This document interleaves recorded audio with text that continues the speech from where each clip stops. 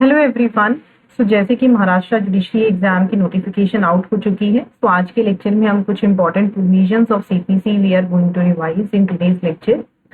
So before I start with it, learners, you can just follow me on the Telegram channel. Link आपको जो है description box में मिल जाएगा। Telegram channel पे आपको बाकी क्लासेस का शेड्यूल मिल जाएगा फॉर महाराष्ट्र जुडिशरी। आप फ्री में मॉक टेस्ट दे सकते हो। अपार्ट फ्रॉम दिस आप और लेक्चर्स ज्वाइन कर सकते हो। आप टेलीग्राम चैनल को ज्वाइन करके अपार्ट फ्रॉम दिस अनअकैडमी पे महाराष्ट्र जुडिशरी के लिए रैपिड रिविजन बैच जो है वो स्टार्ट हुआ है। तो इसका जो ऑफर प्राइस है that is only 14,000। You can just use this code. आप इस ऑफर प्राइस पे इसको अवेल करने के लिए इसके लेस पे आप इसको यूज कर सकते हो। इसमें सारा प्री का सिलेबस कवर किया गया है, plus this is a self recorded batch. तो आपके जितना भी महाराष्ट्र का सिलेबस है उसमें सारा कवर होगा and you can just rapidly revise your subject.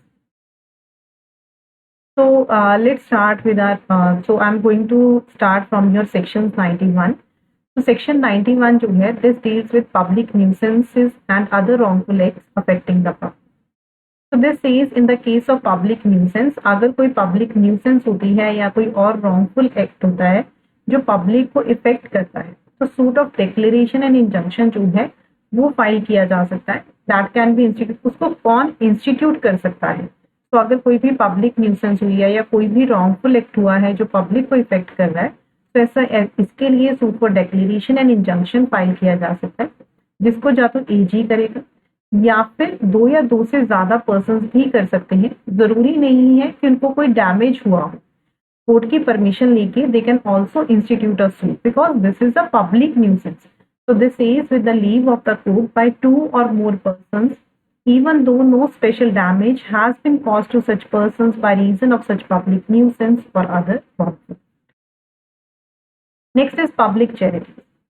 So this says अगर कोई in the case of अगर कोई breach हुई है, कोई public charity के लिए कोई ट्रस्ट क्रिएट की गई है पब्लिक पर्पस के लिए, चैरिटेबल या रिलीजियस नेचर के लिए, जो डायरेक्शंस दी गई हैं in the case of any and alleged breach हुई है कोई एक्सप्रेस या constructive trust that is created for charitable and religious nature, तो ऐसे केस में जो है सूट इंस्टीट्यूट किया जा सकता है। कौन इंस्टीट्यूट करेगा? या तो ईजी कर सकता है like we have seen in 91, या फिर दो या दो से ज्यादा पर्सन जिनका इंटरेस्ट है trust. Two or more persons having an interest in the trust and having obtained the leave of the court, court की परमिशन लेके जो है वो सूट को इंस्टीट्यूट कर सकते हैं। अपार्ट फ्रॉम दिस, इसमें से जो आपको क्वेश्चन आता है कि doctrine of cy pres is dealt under which section of CPC. तो doctrine of cy pres is dealt under your section 92 के 3 में जो है इसके साथ डील किया गया है। तो डॉक्ट्राइन ऑफ साइप्रस का मतलब क्या है कि this means as nearly as possible. ये हम मुस्लिम लॉ में भी पढ़ते हैं।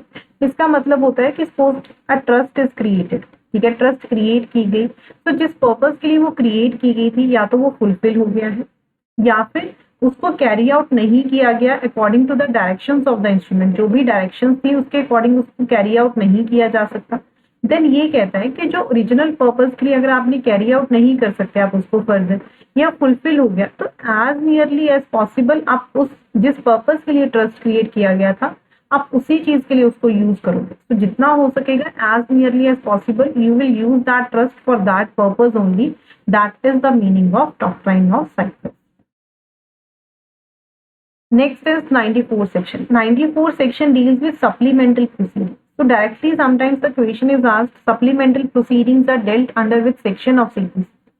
So that is dealt under section 94 of CPC. So this says in order to prevent the ends of justice from being defected, the court क्या कर सकती है? वारंट को इशू कर सकती है डिपेंडेंट को अरेस्ट करवाने के लिए, डायरेक्ट कर सकती है डिपेंडेंट को to furnish security to produce any property that is belonging to him, grant कर सकती है टेम्परेरी इंजंक्शन, रिसीवर को अपॉइंट कर सकती है एंड कोई भी इंटरलॉक्यूटरी ऑर्डर्स कर सकती है जो भी कोर्ट को सही लगता है। So these are the supplemental proceedings that are given to the court. CPC is a procedural law that is to provide justice to the parties. So in order to prevent the ends of justice, तो court जो है इनमें से कोई भी चीज जो है the court can do so. तो फर्दर हम जो है ऑर्डर 38 में हम पढ़ेंगे, ऑर्डर 39 में वी विल स्टडी ऑर्डर 38 में हम पढ़ते हैं कि अरेस्ट या अटैचमेंट की जा सकती है, अरेस्ट करवाया जा सकता है जजमेंट के पहले, या प्रॉपर्टी को अटैच करवाया जा सकता है जजमेंट के पहले, या फिर इंजंक्शन ली जा सकती है कोर्ट से अंडर ऑर्डर 39। तो 95 सेज दैट कि अगर डिफेंडेंट ने, अगर प्लेंटिफ ने जो है बिना किसी रीजनेबल ग्राउंड के, ठीक है, बिना किसी रीजनेबल ग्राउंड के, कोई सफिशिएंट ग्राउंड नहीं था, उसने इनसफिशिएंट ग्राउंड पे उसने अरेस्ट करवा दिया या प्रॉपर्टी को अटैच करवा दिया या उसने इंजंक्शन करवा, देन डिफेंडेंट कोर्ट में अप्लाई कर सकता है। एंड कोर्ट को अगर लगता है, कोर्ट अगर सेटिस्फाई हो जाती है कि हाँ ये जो चीज है this is based on the insufficient grounds के ऊपर हुआ, there was no reasonable ground for that, then the court can award compensation to the defendant, जो मैक्सिमम कितनी हो सकती है, दैट इज 50 की, इससे ज्यादा कंपनसेशन नहीं हो सकती है। This is your section 95। Let's just have a reading to this. This says, where in any suit in which the arrest or attachment has been effected or a temporary injunction granted under the last preceding section, it appears to the court that such arrest, attachment or injunction was applied for on insufficient grounds, or the suit of the plaintiff fails and it appears to the court that there was no reasonable or probable grounds for instituting the suit, the defendant may apply to the court. Defendant court को apply कर सकता है। The court may upon such application, ऐसी application पे court जो है compensation दे सकती है, that is maximum 50,000 at if things reasonable, जो भी कोर्ट को रीजनेबल है।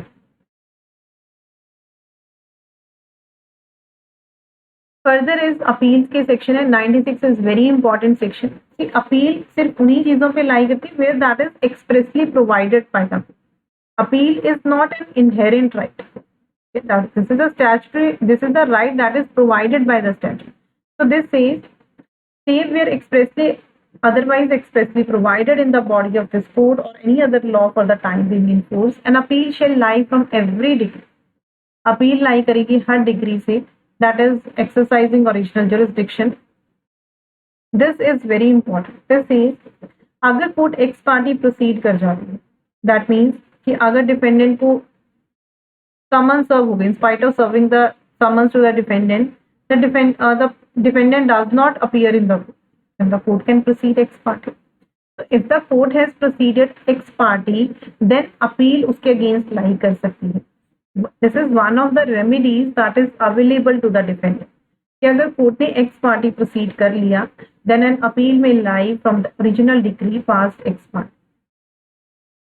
अगर कोई पार्टीज की कॉम्प्रोमाइज हो गया, पार्टीज के कंसेंट के साथ कोर्ट ने कोई डिक्री पास कर दी, देन उसके अगेंस्ट कोई भी अपील नहीं लाई करती। No appeal shall lie from a decree passed by the court with the consent of the party. This further says that no appeal shall lie except on equation of, अगर कोई appeal है that is जिसकी value, जो amount या value है subject matter of the suit का, अगर वो एक्सीड नहीं कर रहा है 10,000, if that is not exceeding 10,000 rupees,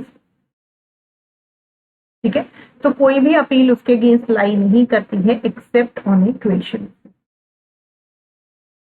further 97 section this says that we know that एक सूट में प्रिलिमिनरी डिक्री भी हो सकती है, that can be final decree.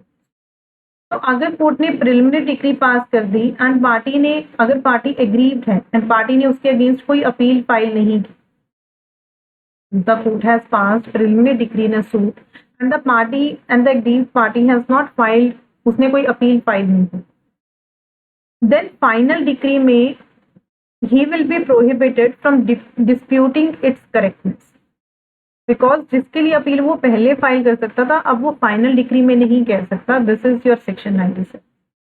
This says, where any party aggrieved by a preliminary decree passed after the commencement of this court does not appeal from such decree, he shall be precluded, that means prohibited, from disputing its correctness in any appeal which may be preferred from the final.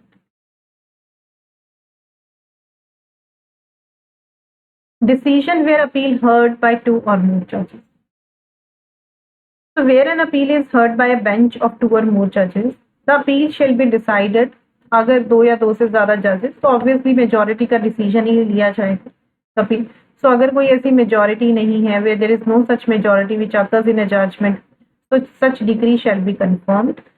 तो this is regarding कि अगर suppose 3 जजेस हैं, 3 bench है, तो 2:1 है, तो जो मेजोरिटी का डिसीजन होगा वही लिया जाएगा। Further, 99 section says that no decree shall be reversed or substantially varied. कोई भी डिक्री रिवर्स नहीं होगी या सब्सटैंशियली वेरी नहीं होगी, ना ही रिमांड होगी। दैट मीन्स कि वो रिमांड का मतलब होता है टू सेंड बैक, ना ही उसको वापस भेजा जाएगा in appeal on account of what कि देयर इज मिस जॉइंडर और nonjoinder party. Misjoinder का मतलब है कि there is non joining of a party, non misjoinder का मतलब wrongful joining of a party, nonjoinder का मतलब है that is non joining of a party. तो कोई भी डिक्रीज ये वेरी या रिवर्स नहीं होगी, ठीक है, अनलेस कि कोर्ट को लगता है कि this is affecting the merits of the case और द जुरिसडिक्शन ऑफ द। अगर वो चीज केस के मेरिट्स को इफेक्ट कर रही है, if that is affecting the jurisdiction of the court, only then that will be reversed, otherwise like we have seen, first appeal is dealt under your section 96, second appeal is dealt under your section 100, second appeal lies to the high court, ये high court पे lie करती है, ठीक है। अब the high court satisfies, अगर high court satisfy हो जाती है this case is involving a substantial question of law, then from that the second appeal lies. अगर appellate court ex parte proceed कर लेती है, वी हैव सीन अगर lower court करती है, ठीक है, तो ओरिजिनल कोर्ट करती है एक्स पार्टी प्रोसीड, तो अपील लाई कर सकती है। अगर एपेलेट कोर्ट भी एक्स पार्टी प्रोसीड कर लेती है, देन उसके अगेंस्ट भी अपील लाई करती है। An appeal may lie under this section from an appellate decree that is passed.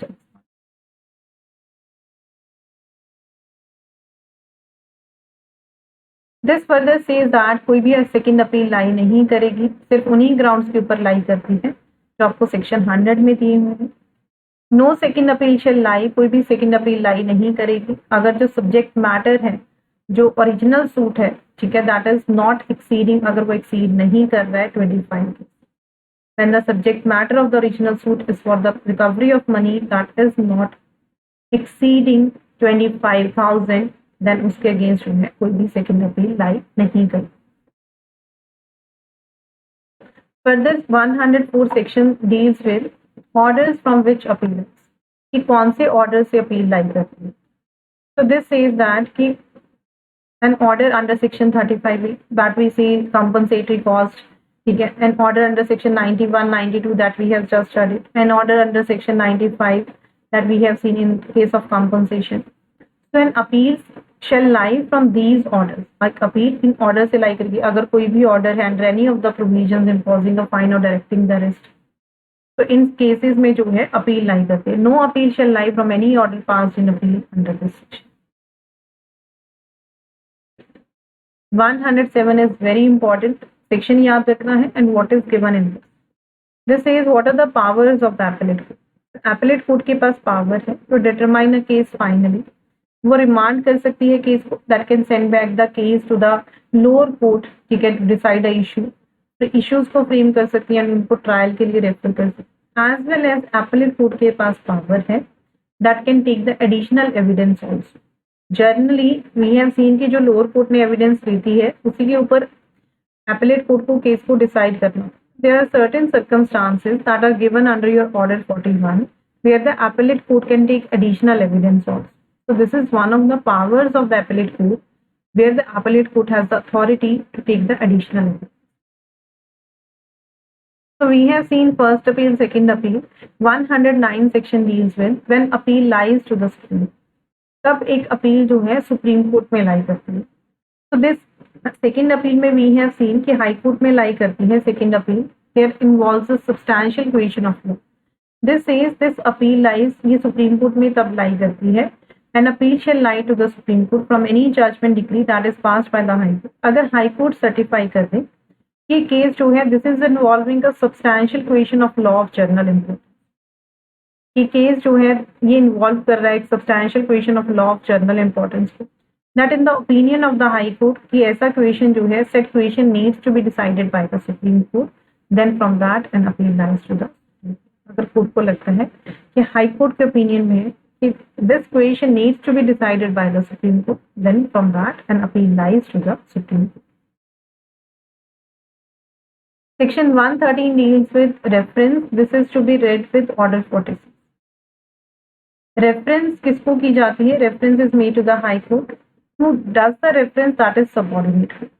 अगर सबऑर्डिनेट कोर्ट ये सबऑर्डिनेट कोर्ट सेटिस्फाई हो जाती है, इसके सामने केस पेंडिंग है, that this is involving a question of law, validity of any act ordinance की which is necessary for the disposal of the case. तो दिस इज कि अगर कोई भी डाउट अराइज हो जाता है सबऑर्डिनेट कोर्ट के mind may regarding this, then instead of passing an erroneous decision, it is always advisable to take the advice of the higher authority, that is high court. High court को subordinate court case refer कर सकती है for the reference. so this is what is given under your section 130। किसको reference की जाएगी? High court को। कौन करता है? सबऑर्डिनेट कोर्ट करती है। if there is any doubt that arises that involves the question as to the validity of any act, ordinance or regulation or any provision contained, review is dealt under your section 114। this is to be read with order 46। Review कहाँ पे लाई करेगा? तो review कोई भी person file कर सकता है, that is agreed. जो पार्टी एग्रीड है वो रिव्यू के लिए फाइल कर सकती है बाय डिक्री और order from which an appeal is allowed, पर जिससे कोई अपील प्रेफर नहीं की गई। कोई भी या डिक्री या ऑर्डर जिससे अपील अलाउ की गई है बट अपील प्रेफर नहीं की गई। बाय डिक्री और order from which no appeal is allowed by this court, जिससे कोई भी अपील अलाउ नहीं की। By decision on a reference from a court of small cause, या फिर कोई डिसीजन है on a reference from a court of small causes, from that review application can be filed by the aggrieved party जो है apply कर सकती है। Revision high court जो है, हाई कोर्ट के पास पावर है। High court can call for the record of any case जो सबऑर्डिनेट कोर्ट ने डिसाइड किया है, जिसके अगेंस्ट कोई भी अपील लाई नहीं करती है। कौन से केसेस में? अगर सबऑर्डिनेट कोर्ट जो है, सबऑर्डिनेट कोर्ट अपनी कोई जुरिस्डिक्शन जो है वो एक्सरसाइज कर लेती है जो उसमें वेस्टेड ही नहीं थी, या एक्सरसाइज करनी चाहिए थी जुरिस्डिक्शन बस वो फेल हो, या फिर अगर subordinate court has exercise its jurisdiction illegally या फिर मटीरियल इरेगुलरिटी के साथ, then from that the high court may call the record of the subordinate. तो in these cases high court जो है रिकॉर्ड मंगवा सकती है subordinate cases courts. Any case which has been decided includes any order made, any order deciding an issue in the course of the suit. So reference is dealt under 113, review is dealt under 114, revision is dealt under 150. Reference को order 46 के साथ पढ़ा जाता है, review को order 47 के साथ पढ़ा जाता है। So this is what we have seen. So we have just revised the important sections from 91 to 115 learners. और अगर आपको CPC रिवाइज करनी है, full CPC, then you can just follow me on Unacademy. Link and details आपको description box में मिल जाएंगी। Apart from this is Maharashtra judiciary rapid revision batch. आप इसको ज्वाइन कर सकते हो, only available at 14,000। By using this code आपको इस पे भी ऑफ मिल जाएगा। You can just cover the prelims syllabus in this tour. So thank you so much learners.